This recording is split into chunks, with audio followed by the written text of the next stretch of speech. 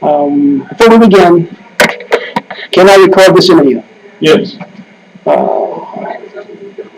I'll be creating a transcript of the interview. Would you like an opportunity to review and edit your remarks? No. Please understand that there aren't any right or wrong answers.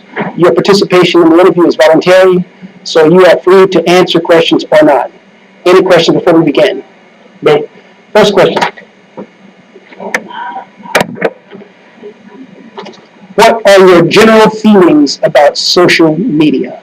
I think social media serves a great purpose in our community and our society. It's a quick and easy way for people to stay informed and to stay in touch with one another. While I don't have a lot of activity on social media, I do think that it's an easy way for folks to know what's happening in each other's lives. And it's an easy way for me to inform the public and my parents as to what's happening here at the school. Yes, sir. Mr. Johnson, the second question, what are your perceptions of social media as a cyberspace for social gathering location or as a professional networking and collaborating platform? So which one do you want? Professional networking and collaborating platform. Okay. Well, I think that it's definitely it's an opportunity for folks to connect professionally. Is that what you're asking? Yes, sir. Yeah. That's why I use it. What I do use, I don't use it frequently, but I do use it for my profession. I don't use it too much for my private life. Yes, sir. And the next question is kind of more of a probing, more specific question. Can you envision any scenario where social media might be used in the classroom as an instructional platform to improve teaching and learning? Absolutely. I do believe that there are ways to connect with other professionals around the world who practice research-based instructional strategies, have great activities that works. Just the other day, I actually connected with someone who was using a new program called Flipgrid. Never heard of it.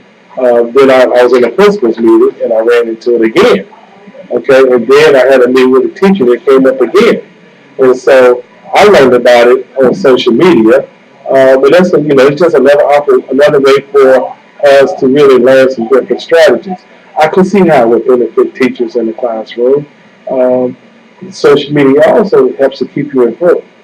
I mean, whether you have a Twitter account or something that's quick, current affairs, current events, it's a succinct way of getting information out. Yes, sir.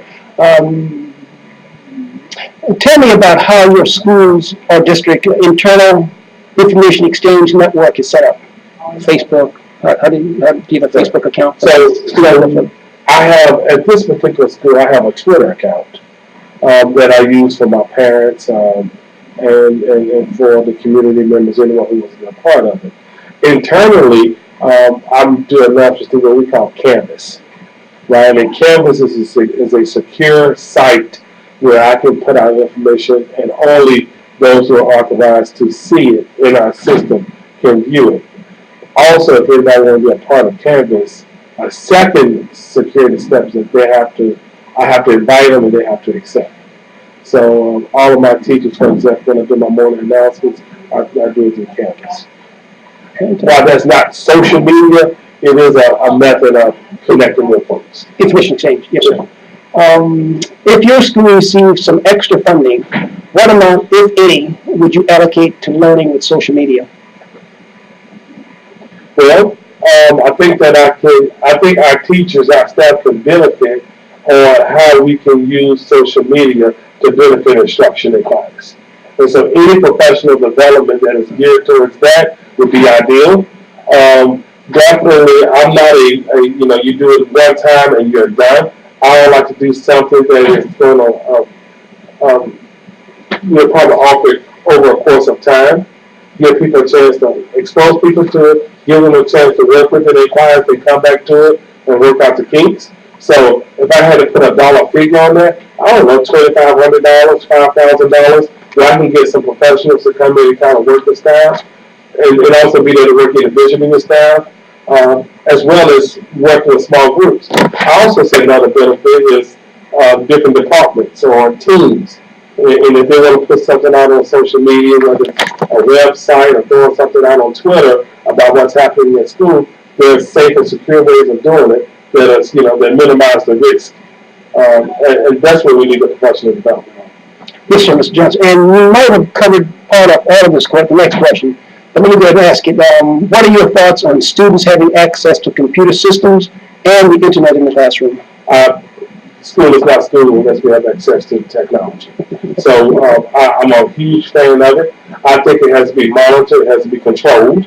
Our system does the best it can to put in there some obstacles or some blockers for certain programs, but it definitely has a real need in our school. Yes, sir. The last question is just a couple of quick questions. What is the ratio of computer workstations to students at the school? So we're fortunate that all of our students have a Chromebook. Okay. So it's a one-on-one, and all of our teachers have a Chromebook. Yes, sir. And then final question is, what is the most frequently used and or effective technology system at your school? Internet, Chromebook? I would say, kids and teachers are using the Chromebook daily. And internet provides a valuable tool for it. So I would say the Chromebook, obviously, to access the web. Yes, sir. Mr. Johnson, that actually was the last question in closing. And this is I will get on with that. Thank you. Thank you for sharing your experience and knowledge of social media as an instructional platform. The transcript of this interview will be completed within 2 weeks. Also, the information collected during this interview will be used as partial fulfillment for my doctoral course, and your comments will be kept confidential. I may contact you within a couple of weeks with any follow-up questions. Again, thank you, Mr. Johnson, for participating in this interview.